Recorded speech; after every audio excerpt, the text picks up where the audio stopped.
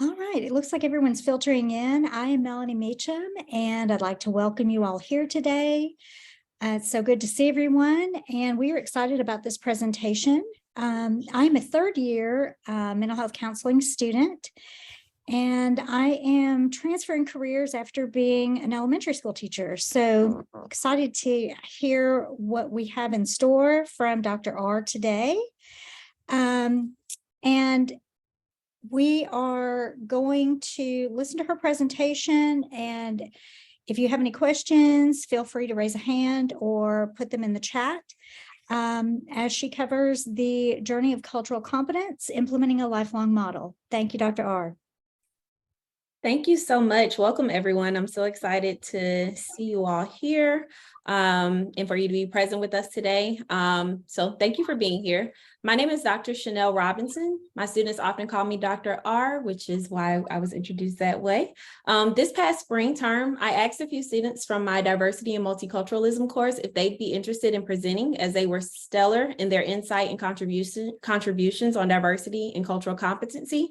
So I have Jacob, Lucy here with me. So we developed this presentation from a need for the conversation and learning to continue well beyond the diversity course in regard to what cultural competence looks like and how we can implement this in a long-term way, like a lifelong model.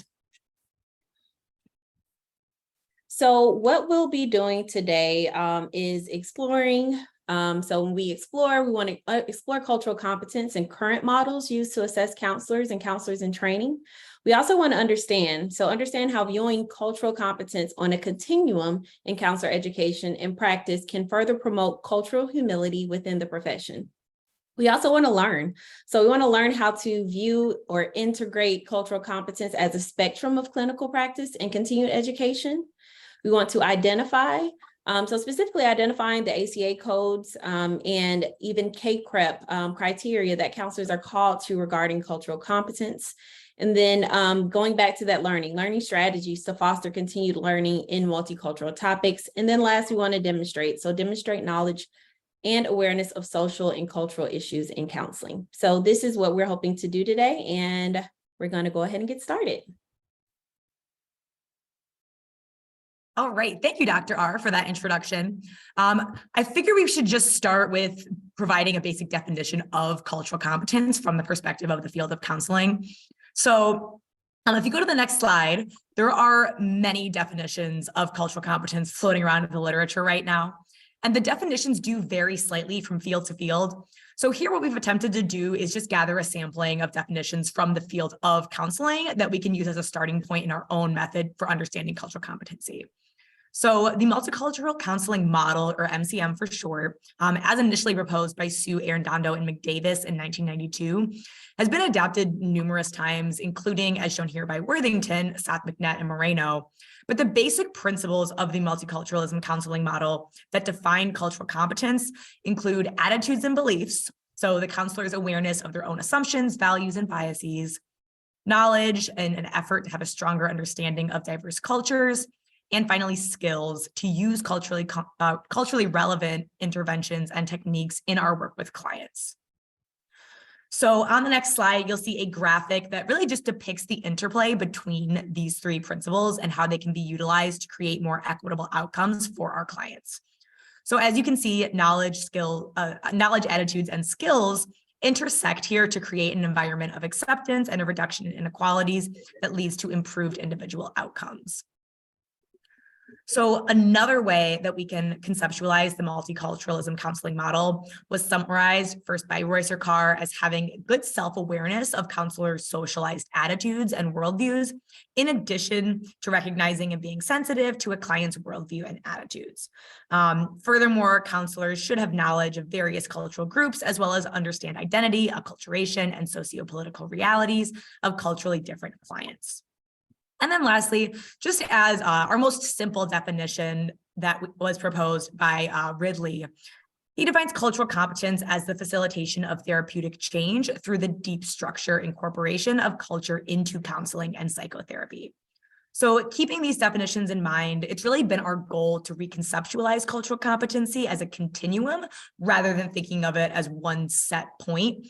So moving forward, we're going to use these definitions as our starting point for that mission.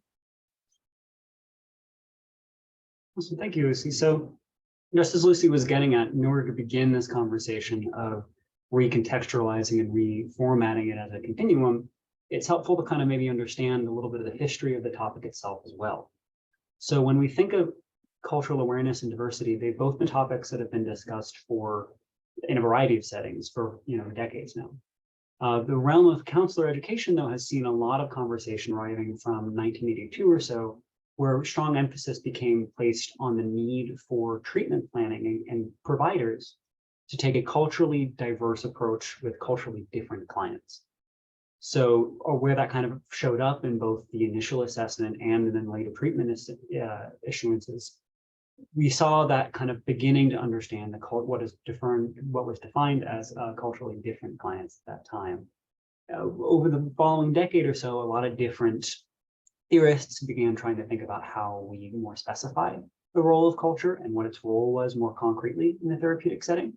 And we also do find a lot of where our current definition of our framework is largely based off some of the assertions of Paul Penderson in 1991, who was actively advocating for the integration of multiculturalism into our counselor training in a way that we were supposed to be valuing skills of cultural awareness alongside and equally as those skills of diagnosis and assessment as well. So we see a lot of these claims really greatly influencing now how we conceptualize this area of counseling competencies that has been really defined as our fourth factor in counseling. And the term initially, again, did encompass a little bit more of a social stance. So encouraging more self-awareness and cultural ingenuity of the actual counselors themselves in order to begin questioning their own attitudes and their beliefs, personally held biases, and question how these may differ from the beliefs of the clients that they might work with or the colleagues. So this stance is also built upon a great deal of social theory and systems development, where we think of and consider maybe how specific events and factors in an individual's life outside of the counseling environment really may have affected the counselor's relationship with the client themselves or the outcomes of that client in the setting. So we can consider a lot, mainly these different theoretical developments as they're co-occurring, and how we have a great deal of literature that really supports all these matters that look at multiculturalism and social justice, both really impacting the counselor and the client uniquely. So we do see a lot of this fourth force coming to incorporate strategies and techniques in counseling that largely influenced or were attuned to the greater societal factors that we saw at that present moment.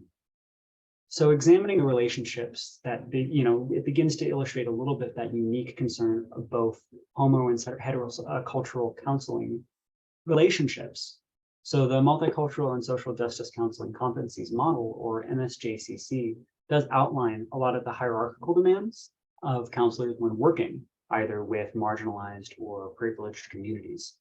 So as we see that it's built in that way, different concerns come up when a privileged counselor is working possibly with a marginalized client or a marginalized community, and vice versa. Those considerations when working with a privileged client. Each level then looking at things such as counselor advocacy and interventions that look at the relationship there, the relationship as itself as an individual, and then also the client's worldview, what they are bringing into the counseling relationship, and the culture, the counselor's self-awareness of understanding their own culture in combination. So just as we assess our own position and privilege intrinsically with our cultural beliefs, these factors and the nature of these services work to kind of find a way of best serving the client. A lot of different theoretical models that we still use are very much designed and empirically tested for white neuronormative clientele. So as counselors, particularly working possibly with marginalized communities or minority communities, it's important that we reflect upon the strengths and the limitations of the respective modalities that we're using, which we'll certainly get into a lot later. But thinking about how we're serving best the client in a way that is going to be appropriate to their unique concerns and their cultural conditions. So as we think about ways of adjusting these and thinking about the need for adjusting the therapeutic interventions that we're using, we want to try to look at the ways that are being most effective for meeting that client's concerns. So this budding perspective and this cultural awareness, this humility quickly became a really crucial part of counselor education and training, and has really set a lot of the precedents for ethical and even effective counseling practices today. A lot of the matters of ethical and cross-cultural awareness, counselor reflection, global literacy, all became metrics that we really use for measuring efficacy when using giving counseling practices. So, the client diversity really became important, and counselors' approach to diversity became really important, in influencing a lot of how these different modalities kind of began to evolve and grow a little bit more holistically. So then we think about topics of intersectionality as well when we are looking at the client's identity as a more complex conversation of their respective identities. And that became really incorporated into the standards of developmental theory and the role that counselors play in affecting change in the client's life, working with all of these different facets of their personality. And in thinking about extending beyond the therapeutic session into a more structural and social effort, we ultimately think about how these two led to be really kind of treated more synonymously, multiculturalism and social justice, in this idea of this fourth domain that we currently reference as part of our counseling systems today.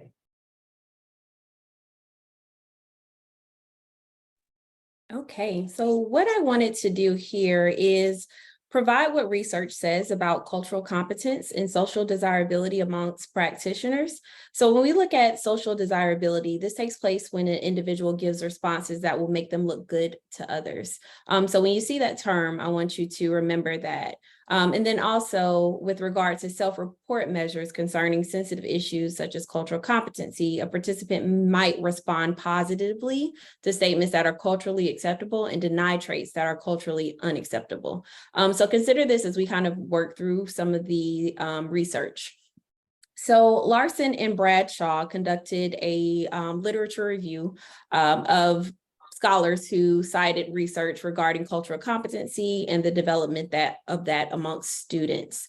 So the first review we have is that although there is a growing body of literature documenting an association between culturally competent practices and student outcomes, as well as interest in professional development models to promote cultural competence amongst practitioners, there has been little consensus on the most appropriate methods for assessing cultural competence, particularly amongst educators. So essentially, there's still a need to really figure out what is the most appropriate way to chart cultural competence and what that looks like in regard to student outcomes, right? How are we utilizing the best measures to do such? The next is that the vast majority of the quantitative research on cultural competence has relied on self-reports. And I just mentioned self-reports, right? So it allows the individual really to decide what the outcome might be and to respond positively, whether or not they're being truthful, right, to themselves. So this is susceptible to social desirability bias. And we want to be mindful of that when we are utilizing self-report measures. Another study examined how cultural competency predicted outcomes such as confidence in research and perceptions of graduate training programs. Data from an online survey of 119 psychology graduate students suggested that multicultural research self-efficacy was associated with multicultural competency, research training, and the multicultural environment. In the next slide, additional scholars noted that either race or ethnicity were significantly associated with cultural competency. Similarly, other research found that ethnic minorities report higher perceived capabilities than their European American counterparts in conducting multicultural counseling interventions.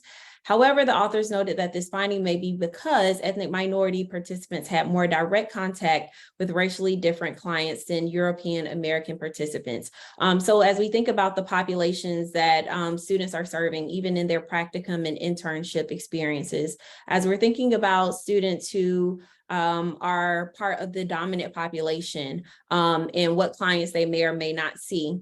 Also considering students who are from marginalized backgrounds and their lived experiences and how that also may shape their self-efficacy and their thoughts surrounding their own cultural competence.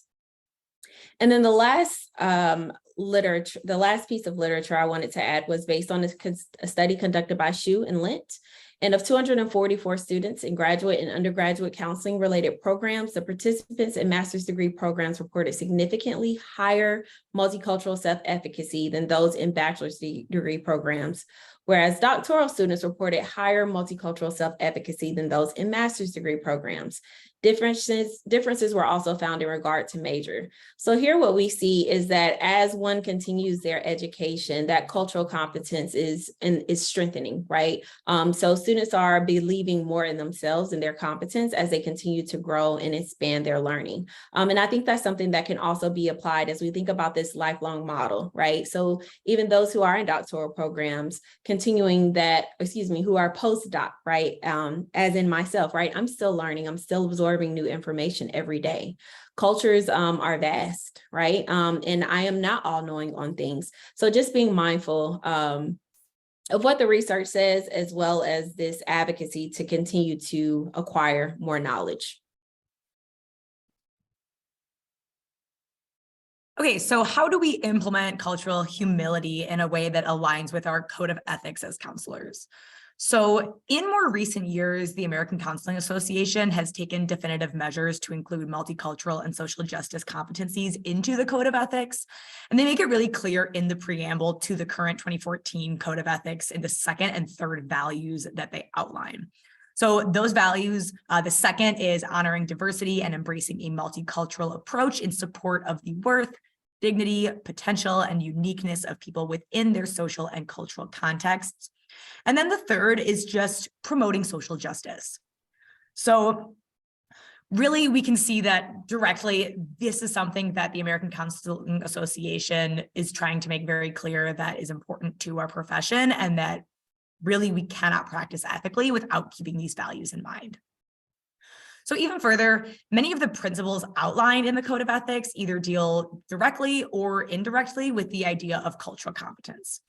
So if you go to the next slide, the list that we have created is by no means exhaustive, and it could be argued that really most, if not all, ethical guidelines listed in the ACA Code of Ethics require some degree of cultural competence, which really just furthers our argument to view the topic from a more dimensional perspective. So the following sections of the Code of Ethics that we've listed here are just areas that might require a little bit of extra attention to the topic of cultural competency. So first we have Section A, and Section A covers the counseling relationship itself. And here is where we see probably the highest potential for ethical violations in regards to cultural competence. I mean, as we all know, building a positive therapeutic relationship is crucial to client success. And this therapeutic alliance really can't be formed if the client feels unheard or invalidated in their beliefs, lifestyle, or values. So just simple examples of violations of ethics relating to cultural competency in this area would be like a counselor either explicitly or implicitly imposing their own values onto the client, not making an effort to alleviate an obvious language barrier, or even pathologizing culturally relevant attitudes and behaviors of the client. So Section B regards the Code of Ethics, is in regard to confidentiality and the privacy of our clients.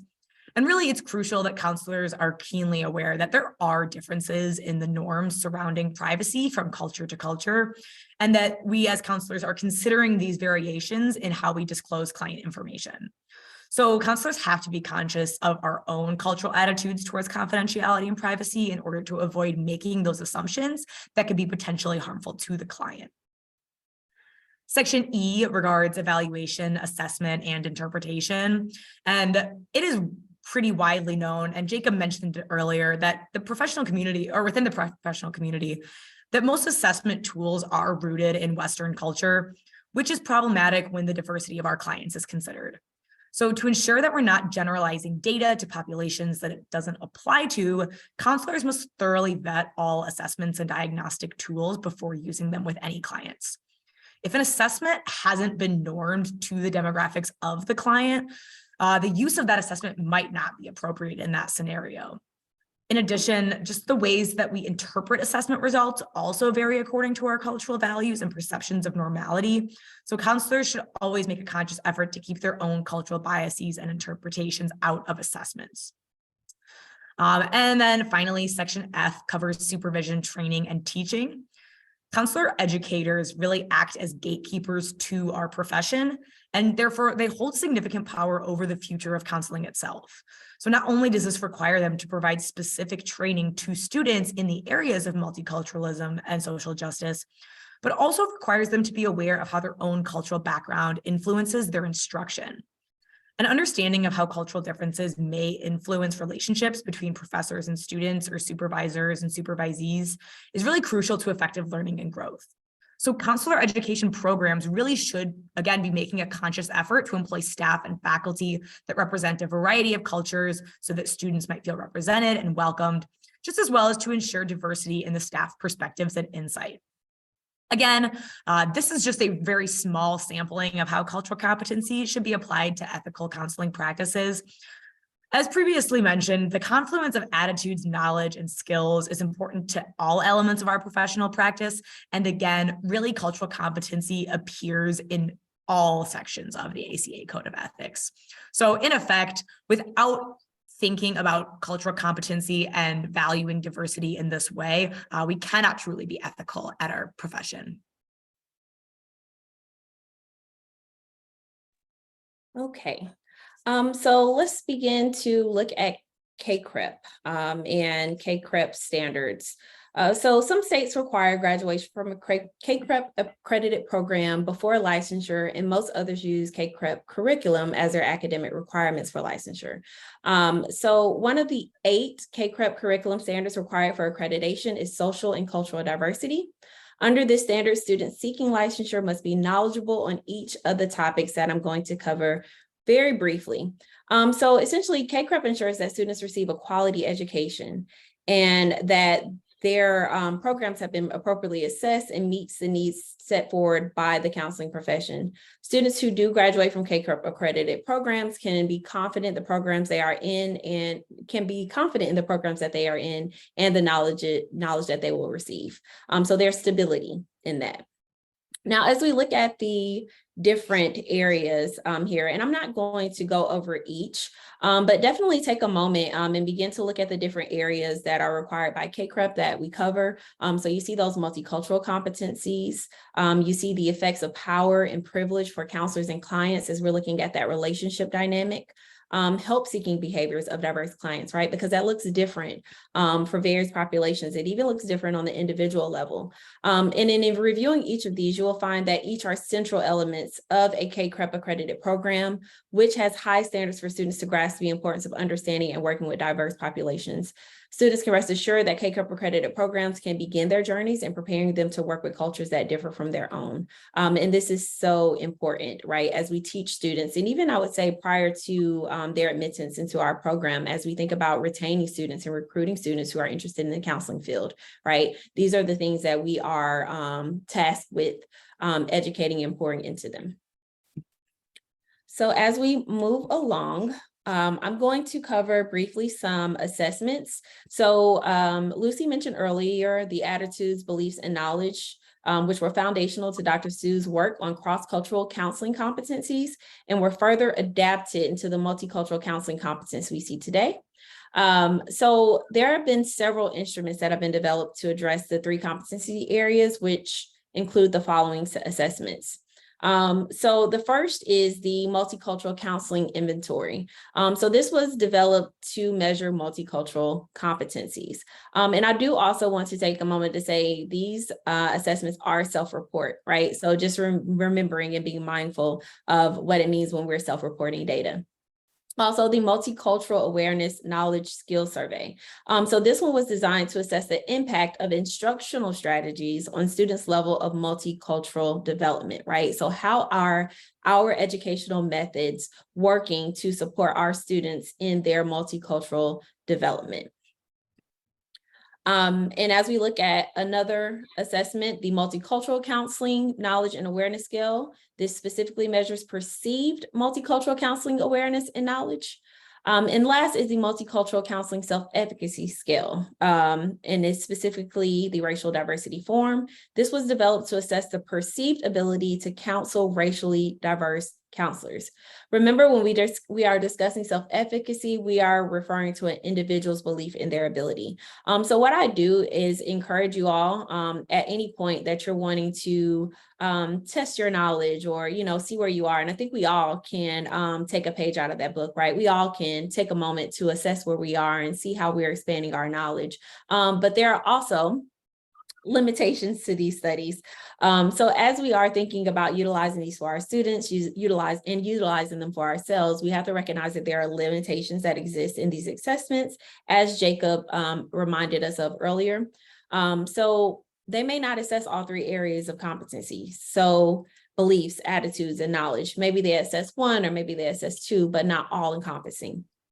Also, generalizability. So instruments attempting to measure culturally appropriate therapy skills tend to assess general skills that are not specifically tied to the context of working with culturally different clients.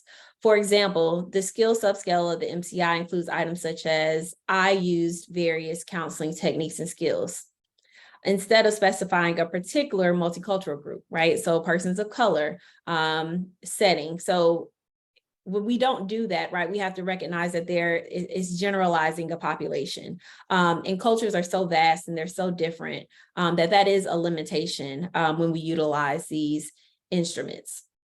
And also, instruments attempting to measure culturally appropriate therapy skills tend to assess general skills that are not specifically tied to the context of working with culturally different clients, right? So maybe you do have empathy, right? And we're assessing that empathy. But how does that help you to work with someone who identifies differently than you do, right? And that generalizability can hinder our ability to really work with clients or really assess if we are prepared and have the tools to work with diverse populations. And then the last is that many assessments are self-administered, which relies heavily on one's own perception of themselves and, again, social desirability. So wanting to appear and present as if you have the knowledge or present well to your peers, your professors.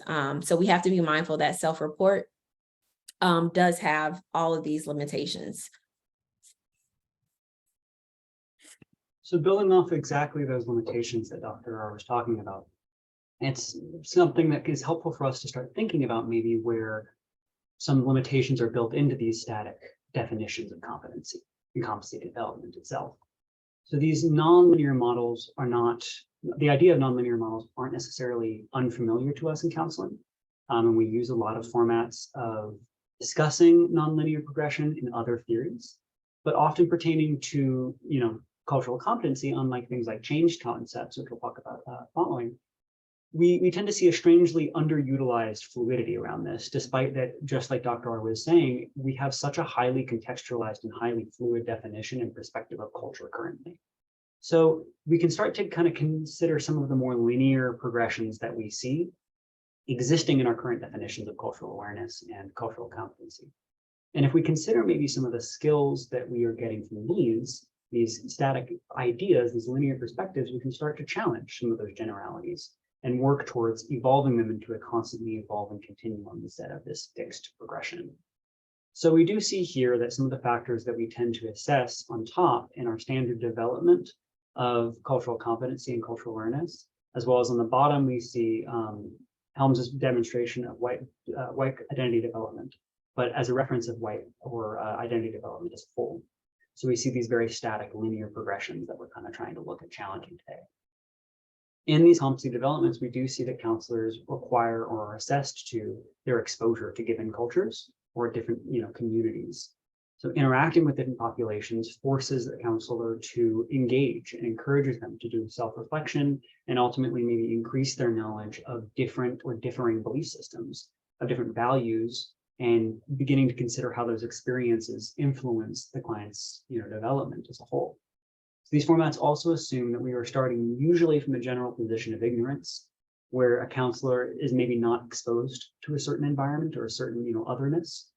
But this also requires them to have a value of diversity, and particularly when working with their clients, valuing their clients' diversity enough so that they want to continue building and seeking new knowledge. So the counselors then engage in this self-reflection and this assessment to better understand maybe where their own culture stands, what their own beliefs and unquestioned biases might be, to begin considering and evolving maybe how those invest or influence the nature of the relationship that they have with their clients or with their colleagues particularly as well.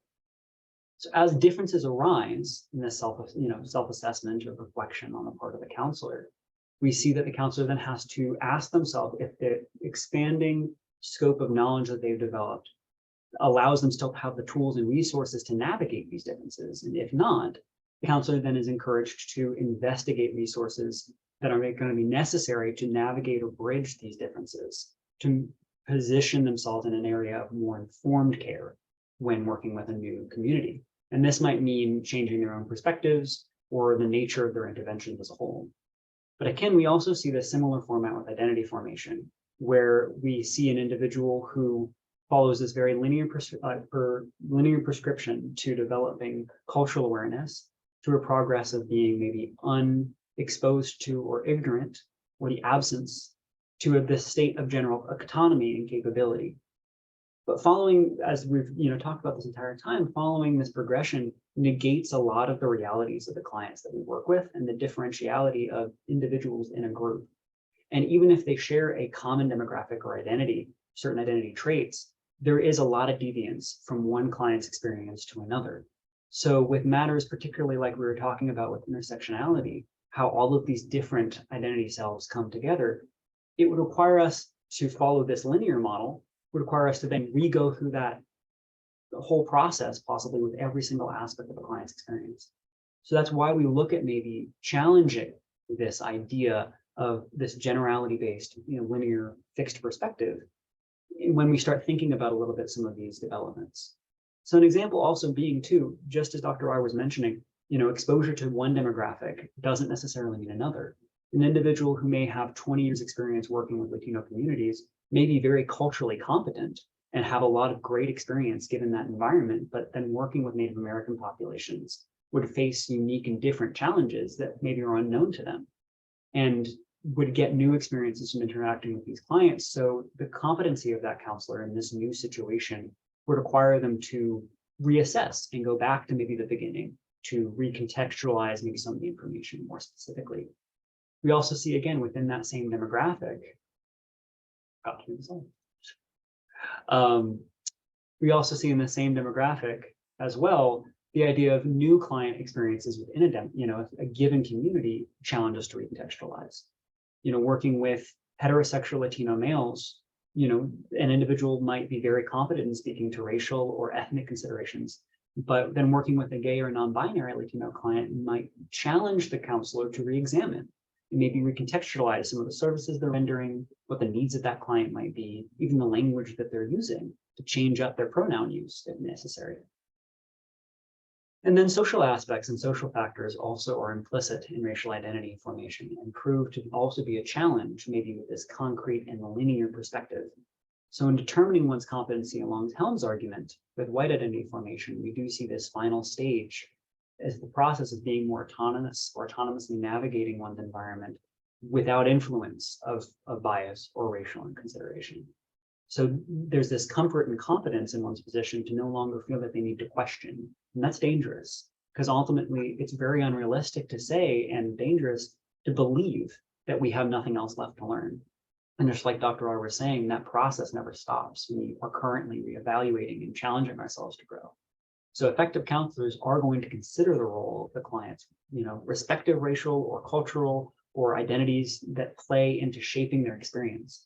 And that vigilance is something that we have all talked about, as part of the importance, like Lucy was bringing up, with the importance of ethical practice, forcing the counselor to really be considerate more so than this format allows them to be, and maybe operating more in this contact to immersion stage as they begin to, regularly be re-exposed to communities and re-exposed to individuals sharing their individual experience. And so when thinking about a lot of these limitations in the linear and fixed perspectives, with new interactions, new theories, things that develop, clients and counselors both having their own respective experiences outside of therapy, it really does challenge the counselor's beliefs, which is an important thing. That organic process that we've been talking about this entire time is very developmentally based and is not necessarily unfamiliar. It's something we go through our entire lives doing as we gain new information and try to better learn to specify the information that we engage with the world in. So as we engage in lifelong learning models, we really do see this experience in other areas of professional development as well, where we work more interdisciplinarily and try to grow our respective skills within our fields. So counselor education, again, has used lifelong learning models in other areas to try to take a more holistic approach to counselor education and client experience, working to better teach and have conversations around implementation and innovation of services when working with different clients or different students. The formats also proved really, have proven through research to inspire a little bit more agency in clients themselves outside of the client, the therapeutic environment, where they provide them opportunities to grow and learn from the experiences, and actually sometimes do see a higher rate of application outside of the recovery setting. So we do see maybe the benefit of these approaches and challenging to think and expand our approach. Again, like we mentioned, where a lot of these have been developed in one cultural perspective, it's important that we begin trying to think about how our services need to be recontextualized or reapproached. And so that process is something that we continually go through at all times.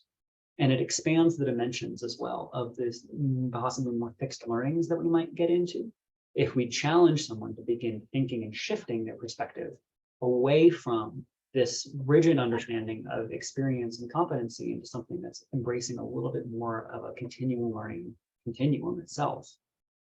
And we're not unfamiliar with the ideas of these more cyclical or reframing, approaches. Again, to assume this, we're not starting from scratch. And so even looking at things such as emotional intelligence or EI and diversity intelligence in business and organizational psychology, they both emphasize a continual learning and a very fluid status along a continuum of competencies.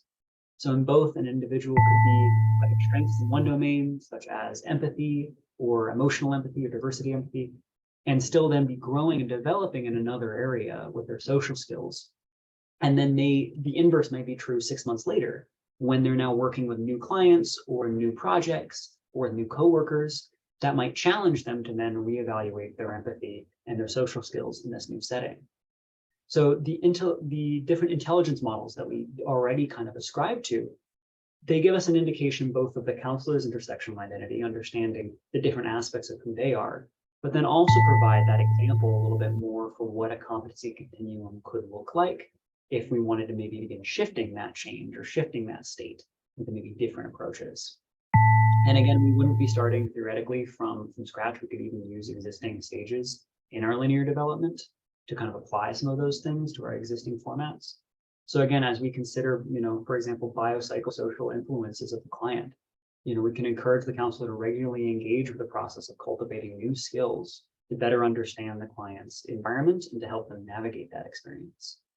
Then points of deference as well between two communities. What are specific experiences that an individual may be experiencing if they grew up or live in a, Latino community versus a Native American community versus a Muslim community? How do those differ?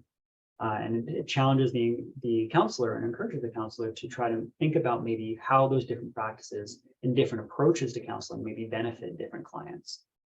And then also looking at the intersectionality and identity of individuals who may have majority characteristics. So for an instance, a white bodied or an able-bodied woman, certain majority characteristics that might factor in and minority characteristics that might factor into their experience. So that challenges the counselor to be a little bit more nuanced in their approach and explore different aspects of the counseling relationship to better understand where and how certain considerations need to be taken with a given client. So that process of regularly kind of trying to re-specify or re-examine the reasoning behind what we're doing and engage in our own self-assessment is really crucial for us to be continuing to grow and continuing to look at, effective and long-term ways. And we can see that through this kind of continual environment or this continual learning education model. So, yeah. Thank you so much, Jacob. So now as we talk about the way forward, right, we've been talking about assessments, we talked about the history, we talked about various models. How do we move forward with this information? So when we're thinking about training multiculturally considerate counselors, I really want to focus on Dixon and Shumway's integrative framework for delivering effective multicultural training. And they identified 3 essential components. And the first was a culturally sensitive program environment. So what do our programs look like? Is there diverse representation there, right? So when we have students from various populations coming, do they see diverse representation? What is it like? Are we inclusive, right? In our classrooms, in our teaching approaches? Are we integrating various methods of learning about cultures throughout the curriculum? So really thinking about what do our program environments look like? I would also challenge those of you who are beyond training and maybe into your practice to think about, what does your work environment look like? Is this a culturally sensitive work environment that's also allowing me to continually grow and understand more about culture and more about myself and really more about individuals, right? And then the second part of this is traditional, participatory, and experiential instructional strategies. So how are we implementing a variety of instructional strategies to meet the needs of our students? So one, there's that traditional portion where we're giving lectures, we're providing them with all the information, the tools, the texts that they need in regards to populations. But then how are we getting them to participate, right? Are there think, pair, share activities where they're able to collaborate with their peers, collaborate with their professors about what they're learning? And then that experiential portion, right? So are there service learning opportunities for students to really immerse themselves into various populations? And then just again, looking at the multicultural clinical instruction, right? So specifically in field work and practicum and internship experiences, how are we again bringing in that didactic experience of giving knowledge, but also experiences and providing opportunities for students to obtain that knowledge. But again, I would encourage you all to apply this across the board in addition to just training, but really look at your environments, look at the methods through which you're learning, and look at what you're doing in your clinical work to continue to grow and stretch. And Dixon and Shumway also stated that the ability to provide effective counseling interventions is maximized when counselors are continually working to develop the attributes of cultural competence. So Sue and Sue discussed the implications of assuming universal applications to the exclusion of cultural specific views when working with culturally diverse client populations in the US and globally. For example, Minimi cautioned in their study cautioned that a counselor with high cultural awareness competency, high cultural knowledge competency, and low attitude belief competency will be unlikely to successfully engage in effective cross-cultural interactions or provide culturally responsive counseling, right? So you can be doing very well in one area, but that one area where you're talking about attitudes and belief can result in you not necessarily being able to work cross-culturally. Also, McCrae and Johnson in 1991 asserted that multicultural training that focused on cultural differences limits trainees' ability to apply acquired cultural knowledge in providing culturally appropriate interventions to culturally diverse clients. So cultural specific knowledge about racial ethnic groups may be unintentionally misused and become stereotype generalizations. So even as we're thinking about traditional methods and giving students various information and the history, we have to be mindful that we don't want to stereotype any population and what that might look like. And, essentially just being aware, right? Heightening that awareness of the materials that we're observing and utilizing that experience, right? Immersing yourself with the population, sitting face to face with your client and understanding them and wanting to observe and learn more about them is necessary as we think about training and as we think about what it looks like to continue our learning in cultural competency.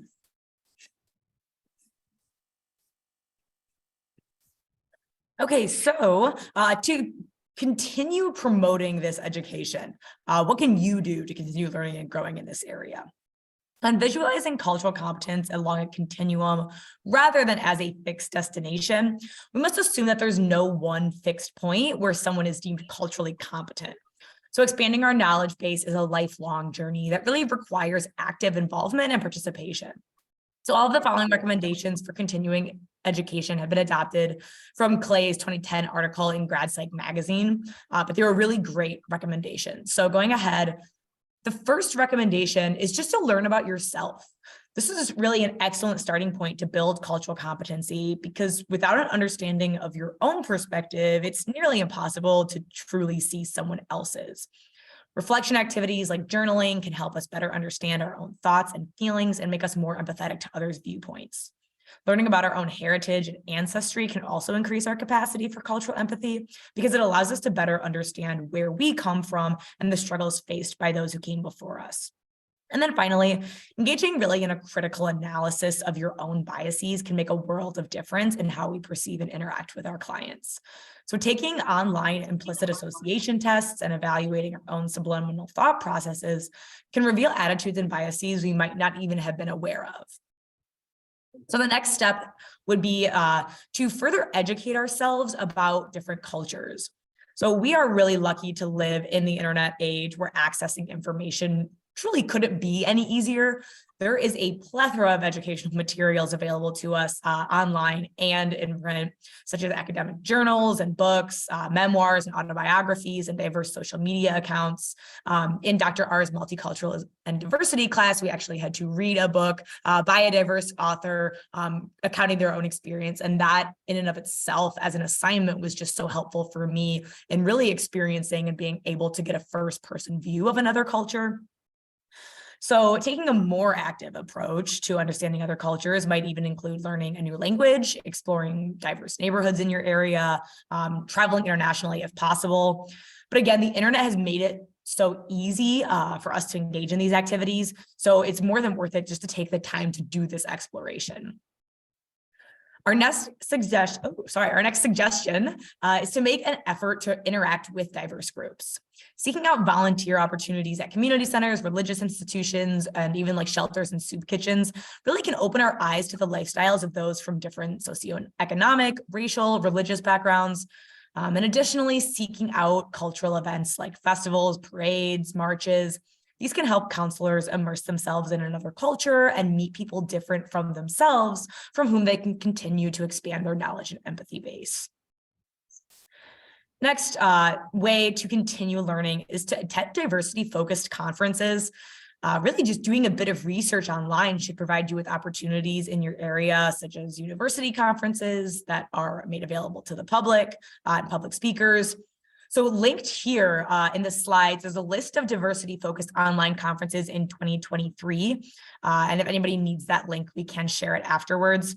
While some of them have already passed, there are opportunities for registration that are currently open. So in addition, contacting your own university or institution just to see what options they have for diversity-related speakers or events might reveal some easy access to something. And then finally, lobbying your own department to increase cultural competency is an excellent way to take the lead on advancing your own education. So on that next slide there, encouraging your department head or employer to arrange more diversity-focused trainings for staff and faculty, or doing your own research on opportunities to bring to your program really is an excellent way to express your own desire to learn and grow in this domain, as well as to spark interest in others. So if possible, even taking on a leadership role yourself to organize a multiculturalism and diversity related event for your institution, just an excellent way to gain hands-on experience in this domain. So with that, I'll send it back to Dr. Robinson to close us out. And at this point, I'd like to just thank you for sitting through this presentation. We hope that the information was helpful and, that you leave just feeling excited to maybe learn something new, right? Maybe you haven't picked up, a text like we just recently did in our diversity course, right? Maybe you can learn something else, challenge yourself to really commit to your own personal lifelong model of implementing cultural competency and development. And as Lucy said, right, we have the world at our fingertips with Google, right? We Google all day long. I'm sure there's not too many weeks that pass by that I don't Google something, right? So just knowing that there is information out there, definitely vet your resources, try to use the most academic, right, and scholarly means of getting your information. However, just stay open, right? We're all lifelong learners, and we want to make sure that we continue to seek knowledge in areas that we need to do such. So that is all I have. Thank you to my two students who I think did a wonderful job today. And if you all have any questions, please feel free to put them in the chat. Or actually, maybe we can ask them, Melanie, I'm not sure. Sure, by all means. Okay.